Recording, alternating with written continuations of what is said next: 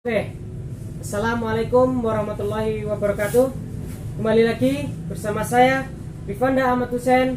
Pada kali ini saya akan membuat tugas kuliah dengan mata kuliah AIK yang akan menjelaskan tentang ilmu, iman, dan amal.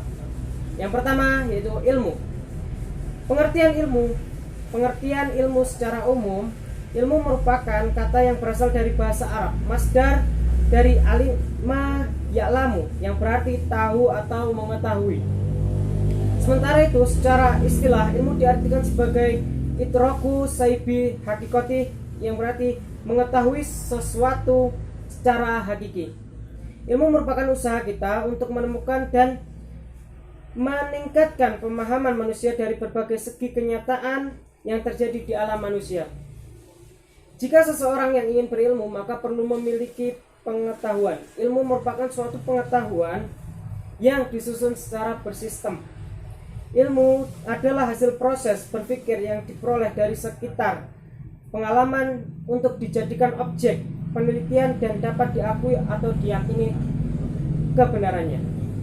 Berhubungan saya di prodi psikologi, menurut Aristoteles, seorang pakar psikologi, ilmu ada dua, yaitu ilmu teoritis dan ilmu praktis. Yang pertama ilmu teoritis, yaitu penyelidikannya bertujuan memperoleh pengetahuan yang kenyataan. Yang kedua ilmu praktis, penyelidikannya bertujuan menjelaskan perbuatan berdasarkan pengetahuan. Yang kedua yaitu pengertian iman. Iman artinya percaya. Menurut istilah, iman adalah membenarkan dan meyakini dengan hati, diucapkan oleh lisan, dan diamalkan dengan perbuatan. Jadi pengertian iman kepada Allah yaitu dengan membenarkan dengan hati bahwa Allah Subhanahu wa taala itu benar-benar ada atau wujud dengan segala sifat-sifatnya dan kesempurnaannya. Kemudian pengakuan itu diucapkan dengan lisan dan dibuktikan dengan amal perbuatan secara nyata, yakni dengan menjalankan perintah dan menjauhi larangannya. Seorang dikatakan memiliki iman dan sempurna apabila orang tersebut bisa memenuhi tiga unsur keimanan, yakni membenarkan atau meyakini dengan hati, diikrarkan dengan lisan, dan diamalkan dengan tindakan atau perbuatan. Pengertian iman dalam Al-Quran dan hadis. Pengertian iman dalam Al-Quran yakni maksudnya membenarkan dengan penuh keyakinan bahwa Allah Subhanahu wa taala memiliki kitab-kitab yang diturunkan kepada hamba-hambanya, yaitu nabi dan rasul pilihannya, dengan kebenaran yang nyata dan petunjuk yang jelas, dan bahwa Al-Quran adalah merupakan kalam Allah Subhanahu wa taala yang Ia firmankan dengan sebenar-benarnya. Sedangkan arti iman dalam hadis maksudnya iman yang merupakan pembenaran dalam batin. Nabi Muhammad SAW menyebutkan hal-hal lain sebagai iman, yakni seperti akhlak yang baik, bermurah hati, sabar, cinta Rasul, cinta sahabat, rasa malu, dan lain-lain.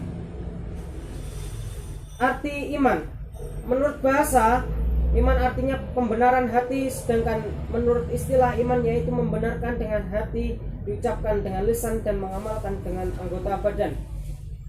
Rukun iman terbagi menjadi 6, yaitu 1. Iman kepada Allah Subhanahu wa taala, 2. Iman kepada malaikat, 3. Iman kepada kitab-kitab, 4. Iman kepada nabi dan rasul, 5. Iman kepada hari kiamat, dan 6. Iman kepada qada dan qadar. 4. Hal yang membatalkan iman. Nawaqidul iman atau pembatal iman merupakan suatu yang bisa menghapuskan iman sesudah iman masuk di dalamnya, yakni diantaranya. Yang pertama, mengingkari suatu dari kehusukan atau rububiyah Allah, atau mengaku mempunyai sesuatu dari kehusukan Allah tersebut atau membenarkan orang yang mengakuinya. Yang kedua, sombong serta menolak beribadah kepada Allah Subhanahu wa taala.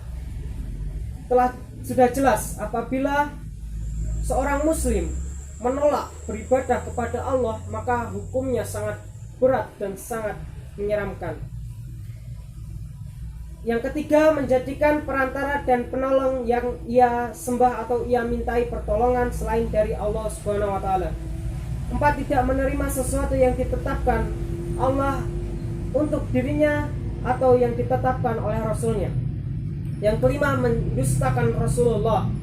Yang keenam, mengolok-olok Allah atau Al-Quran atau agama Islam atau pahala dan siksa yang sejenisnya, atau mengolok-olok para rasul atau para nabi, baik itu candaan ataupun sungguhan dan lain sebagainya.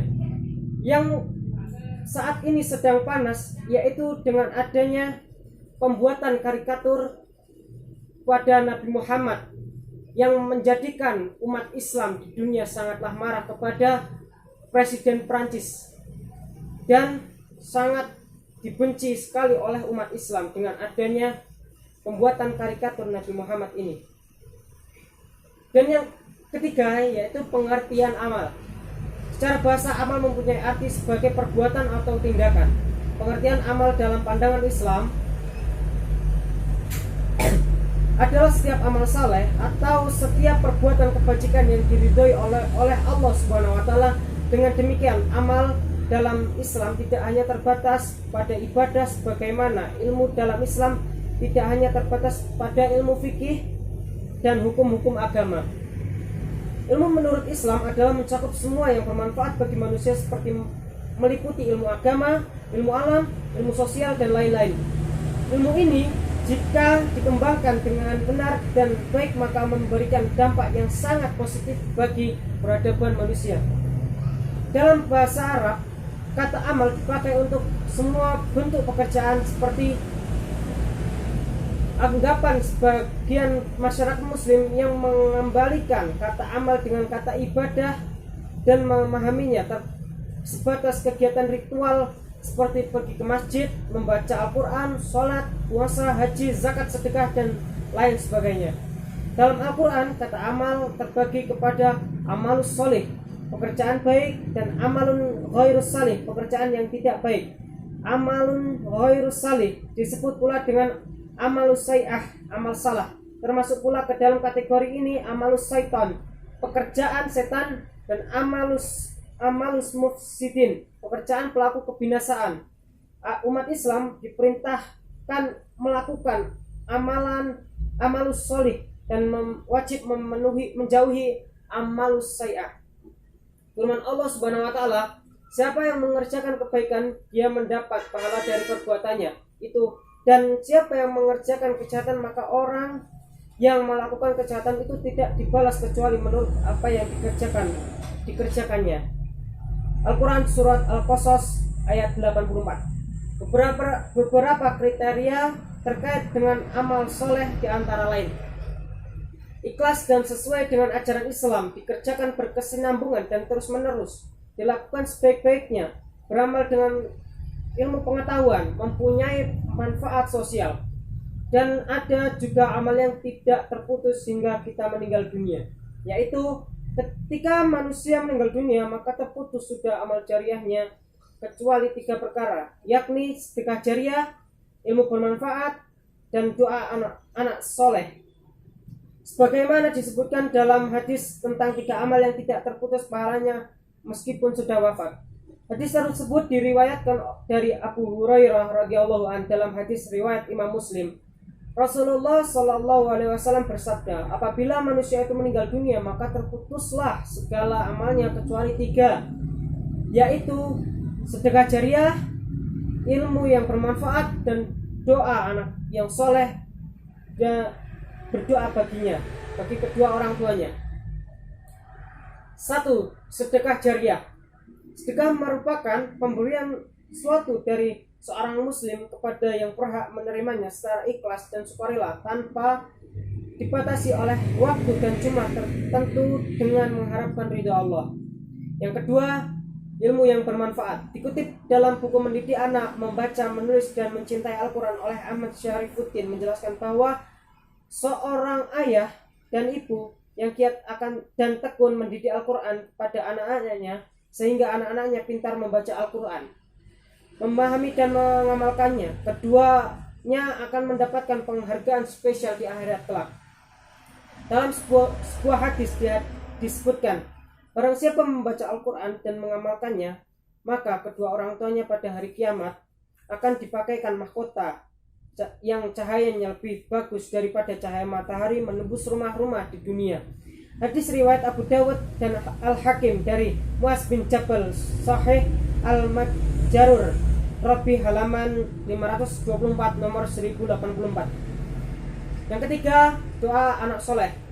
Doa kepada orang tua adalah kebaktian yang masih bisa dilakukan seorang anak kepada orang tuanya yang telah meninggal dunia dan terus memberikan kebaikannya pada orang tua. Doa seorang anak akan terus mengalir kebaikan dan manfaat dan balasan kebaikan bagi kedua orang tuanya tatkala amal-amal lainnya telah terputus. Dari Abdullah bin Umar radhiyallahu anhu, Rasulullah shallallahu alaihi wasallam bersabda, keridhaan Allah bergantung kepada keridhaan kedua orang tua dan murka Allah juga bergantung kepada murka kedua orang tua. Hadis riwayat At-Tirmizi nomor 1900. Allah Subhanahu wa taala berfirman dalam surah Al-Ankabut ayat 8 disebutkan yang artinya, dan kami wajibkan manusia berbuat kebaikan kepada dua orang tua ibu bapaknya, dan jika keduanya memaksamu untuk mempersekutukan aku dengan sesuatu yang tidak ada pengetahuanmu tentang itu, maka janganlah kamu mengikuti keduanya.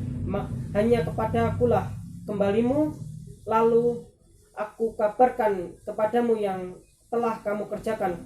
Quran surat Al-Ankabut ayat 8.